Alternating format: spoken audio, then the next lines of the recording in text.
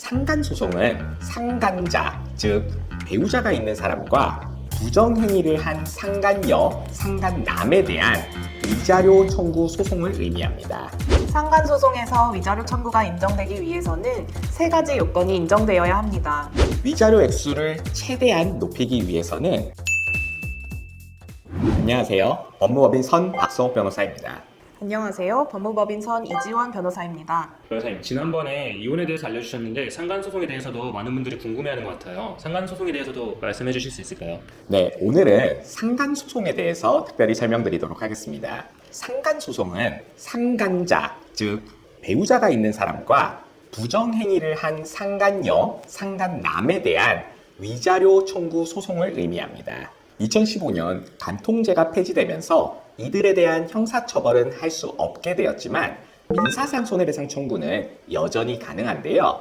대법원 판례는 제3자가 타인의 부부 공동생활에 개입하여 혼인관계를 파탄시키는 것을 민법상 불법행위로 보아 위자료를 청구할 수 있도록 하고 있기 때문입니다. 배우자의 부정행위가 있는 경우 부정행위를 한 배우자와 상간자 모두에게 위자료 청구가 가능합니다. 둘 중 한 명에게만 청구할 수도 있고 둘 다에게 청구할 수도 있습니다. 배우자와 이혼을 하지 않고도 상간자에게만 위자료 청구를 할 수 있는지도 많이들 궁금해 하시는데요. 배우자와의 혼인관계를 유지하면서 상간자에게만 위자료를 청구할 수도 있습니다.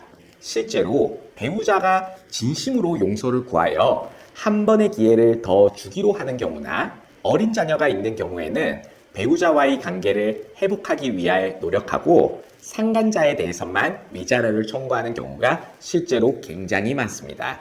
구체적으로 어떤 경우에 위자료를 청구할 수 있나요? 상간소송에서 위자료 청구가 인정되기 위해서는 세 가지 요건이 인정되어야 합니다. 첫 번째로 혼인관계가 존재해야 합니다. 이때 법률혼 관계는 당연히 해당하지만 결혼식을 했거나 혼인의 의사로 장기간 동거하고 있는데 혼인신고를 하지 않은 경우처럼 사실혼 관계에서도 상간소송이 가능한지를 많이 궁금해 하시는데요. 결론 먼저 말씀드리면 사실혼 관계인 경우에도 배우자의 상간자에 대한 상간소송 제기가 가능합니다. 법원은 혼인관계의 실체를 형성하였으나 단지 혼인신고만을 하지 않은 사실혼 부부의 경우도 법률혼과 동일하다고 보고 있기 때문입니다. 두 번째로 상간자가 배우자와 부정행위를 했어야 합니다. 여기서 부정행위는 간통보다 넓은 개념으로 반드시 성관계가 있어야 하는 것은 아니고 성관계에 이르지 않았더라도 유사성행위나 키스, 포옹 등 신체 접촉 등이 모두 포함될 수 있습니다. 신체 접촉 없이 애정 표현이나 정서적 관계만 있는 경우도 정도에 따라서는 부정행위로 평가될 가능성이 있으나 매우 제한적으로 인정되기 때문에 실무상으로 정서적 관계만 있는 경우에는 부정행위가 인정되기 어렵습니다. 따라서 단순히 배우자가 이성과 친밀하게 지내거나 자주 만나거나 애정 표현을 담은 메시지를 주고받는 것만으로는 상간자에 대한 위자료 청구의 근거가 되는 부정행위로 인정받기는 어려울 수 있습니다. 그렇기 때문에 상간자와 배우자가 단순한 친밀한 관계를 넘어서서 신체 접촉 등 부정행위를 한 사실을 입증하기 위해서는 증거 수집이 핵심입니다. 증거 수집을 위한 증거 보전 신청에 대해서도 잠시 후에 설명을 드리겠습니다. 마지막으로 세 번째로 상간자가 상대방이 배우자가 있는 사람이라는 사실을 알았거나 알 수 있었어야 합니다. 따라서 배우자가 상간자에게 자신이 미혼인 것처럼 속인 경우 당연히 상간자에게 그 책임을 물을 수 없겠죠. 상간소송을 하게 되면 많은 상간자가 자신은 상대가 유부남, 유부녀인 것을 몰랐다고 주장하기 때문에 상간자가 상대의 혼인 사실을 알았다는 증거를 미리미리 수집해 두시는 것이 매우 중요합니다. 가장 궁금해하시는 부분인 것 같은데 위자료는 보통 얼마나 받을 수 있나요?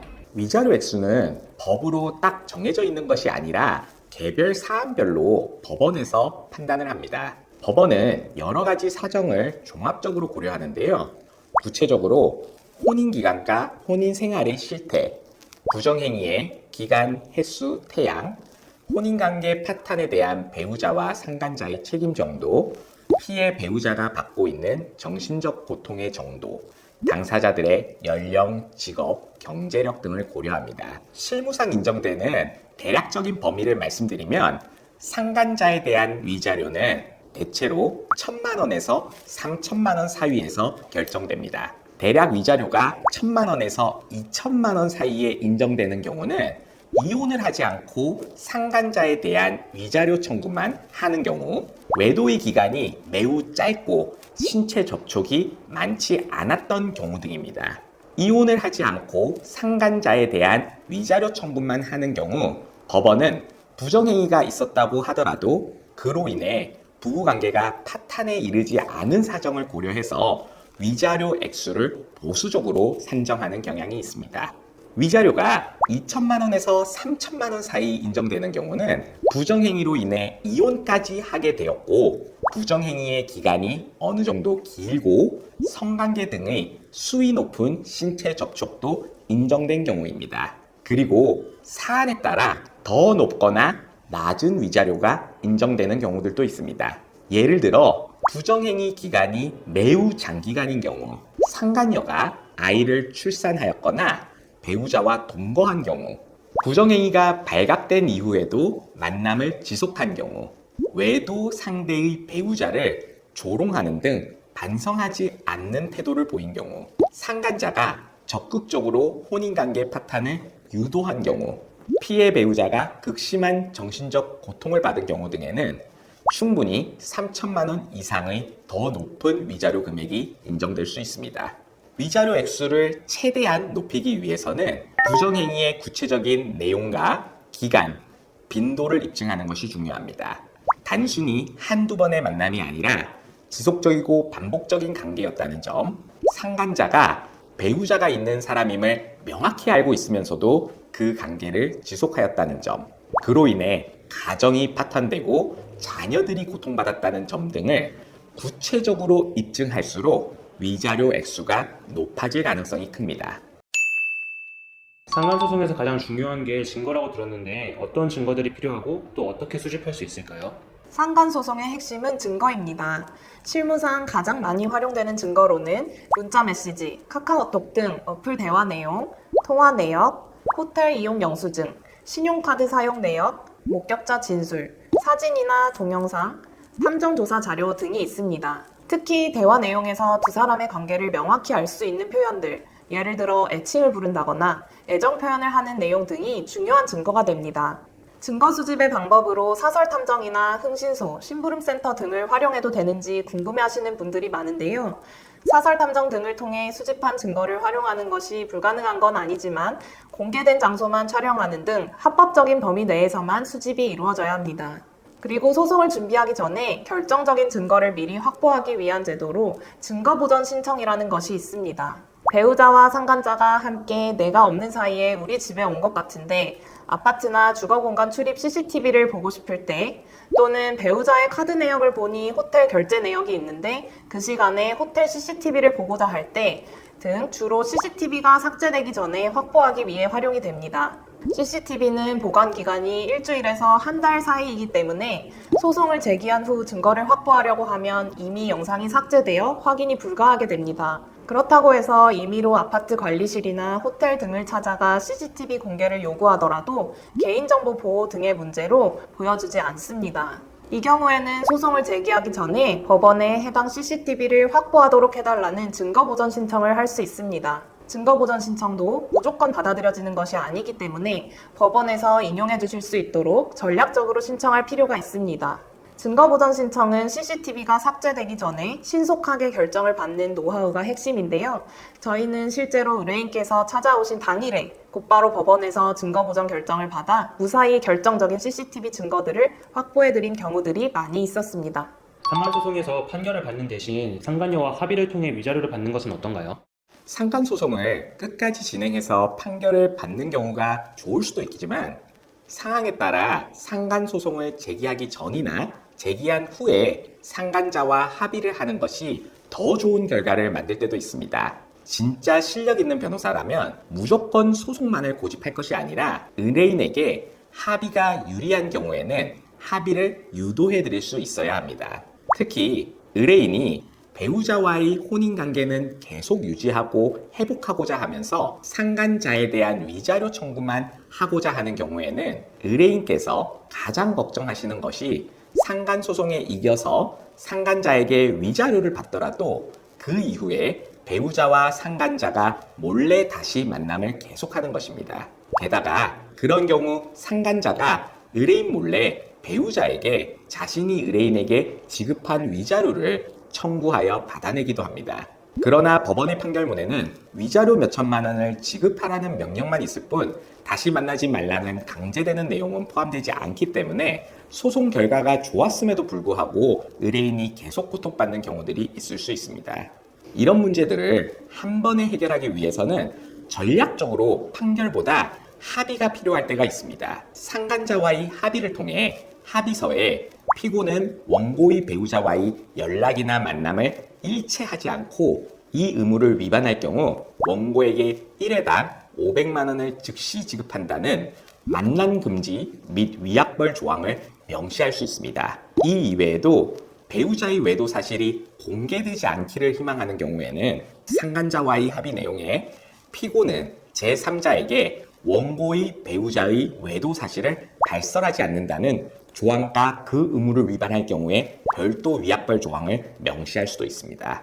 그리고 상간자가 배우자에게 자신이 지급해야 할 위자료를 물어달라는 구상권 행사를 할 경우를 대비하여 합의서에 피고는 원고의 배우자에 대한 구상권을 영원히 포기한다는 취지의 조항을 넣는 방법도 고려할 수 있습니다.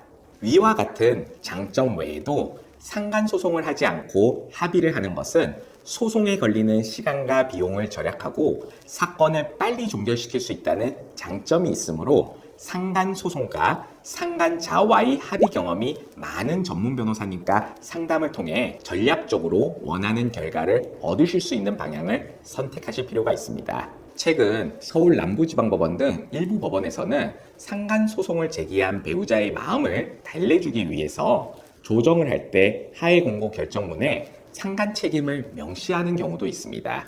그렇기 때문에 반드시 판결이 아닌 조정과 합의도 좋은 대안이라고 추천드리고 싶습니다.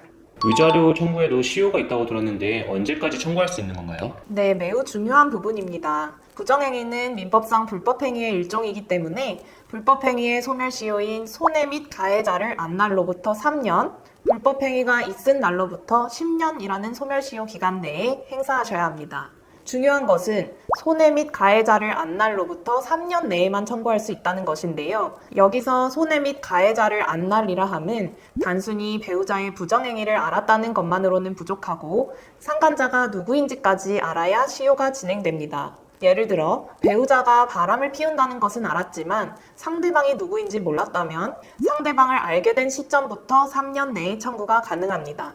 또한 부정행위가 계속되는 경우에는 각각의 부정행위마다 새로운 손해가 발생하는 것이기 때문에 마지막 부정행위를 한 날로부터 3년 내에만 청구하시면 됩니다. 부정행위와 상간자를 안 날로부터 3년이 지나면 위자료 청구권이 시효로 소멸되기 때문에 배우자의 부정행위와 상간자를 알게 되셨다면 가능한 빨리 전문적인 변호사의 상담을 받아 대응하시는 것이 좋겠습니다. 상간소송을 당한 상간자의 입장이라면 어떻게 대응해야 할까요? 상간소송을 당하신 상간자분께서도 앞서 저와 이지원 변호사님이 말씀드린 내용을 바탕으로 소송을 대응하셔야 합니다. 먼저 만일 자신이 교제한 사람이 혼인 중이라는 사실을 알지 못했던 경우라면 그런 사실을 명확히 주장하고 입증하여 상간소송이 기각되도록 해야 합니다. 배우자가 결혼 반지를 착용하지 않았거나 기혼자임을 숨겼거나 배우자의 SNS나 주변 사람들을 통해서도 기혼 사실을 알 수 없었거나 배우자의 기혼 사실을 알게 된 즉시 관계를 정리하였거나 하는 점을 명확히 주장하셔야 합니다. 또한 만일 자신의 부정행위가 시작되기 전에 이미 원고와 배우자의 혼인관계가 실질적으로 파탄되어 있었다면 자신의 부정행위가 혼인관계의 파탄 원인이 아님을 주장하여 상간소송이 기각되도록 하거나 혹은 위자료가 크게 감액되도록 하여야 합니다. 원고와 배우자가 이미 장기간 별거하였거나 이혼을 협의하였거나 이혼 소송 중이었거나 극심한 불안한 갈등이 있었던 경우들이 여기에 해당할 수 있겠습니다. 그렇지 않고 자신이 교제한 사람이 혼인 중이라는 사실도 알았고 혼인 관계가 파탄되어 있지 않았던 경우라면 부정행위 사실을 인정하되 위자료를 최소화할 수 있는 방향으로 대응하여야 합니다. 위자료를 최소화하기 위한 방법으로는 성관계가 없었거나 매우 제한적인 신체 접촉에 그쳤거나 부정행위의 기간이나 횟수가 짧았음을 주장하여 부정행위의 범위와 정도를 최소화하는 방법이 있습니다. 저희가 담당한 사건에서 저희는 유사한 사건에서 매우 적은 위자료가 인정된 판례들을 상세히 정리하여 원고가 주장하는 위자료가 지나치게 가동함을 밝혀서 위자료를 크게 감액받은 경우들이 있습니다. 마지막으로 상간소송을 고민 중인 분들한테 해주실 말이 있을까요? 네, 배우자의 부정행위는 매우 고통스러운 일입니다. 배우자의 부정행위에 감정적으로 대응하여 증거를 수집하기도 전에 배우자와 상간자에게 섣불리 책임을 묻다가 결국 위자료를 받지 못하게 되거나 상간자에게 감정적으로 책임을 묻다가 도리어 명예훼손으로 형사고소까지 당하시는 경우들도 굉장히 많습니다. 배우자의 부정행위를 알게 되셨다면 힘드시겠지만 반드시 감정적이지 않고 냉정하고 신중하게 접근하셔야 합니다. 우선 최대한 많은 증거를 수집하시고 각자의 상황이 다르기 때문에 전문적인 변호사님과의 상담을 통해 상간소송을 위한 증거 수집, 상간소송, 상간자와의 합의를 철저히 준비하시기를 권해드립니다.